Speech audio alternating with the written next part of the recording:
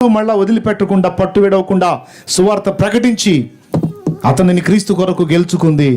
ఆయన లక్షల మందిని క్రీస్తు కొరకు గెలిచాడు దేవుని కృపతో. అలాంటి భక్తుడిని పట్టుకున్నదే కొమ్ములు తిరిగిన మొనగాడు కాదు, ఒక ఆడపిల్ల, చిన్న పిల్ల.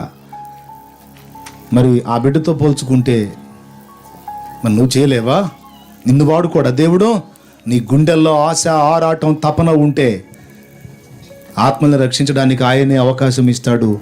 నీకు తెలిసిన 4 మాటలు నువ్వు మాట్లాడుతుంటే ఆ మాటల్లో ఆయన శక్తిని నింపి విన్న హృదయాల్లో కార్యం జరిగేటట్టు నా యేసయ్య చేస్తాడు. Praise the Lord. కాబట్టి ఈ ప్రాముఖ్యమైన విషయాన్ని గుర్తుపట్టి దేవుని కొరకు మీరు జీవించాలి. కృతజ్ఞత అనేది స్తుతుల రూపంలో చెప్పటమే కాదు, కృతజ్ఞత కలిగి జీవించిన జీవితాన్ని యేసయ్యకు చూపించాలి మనం.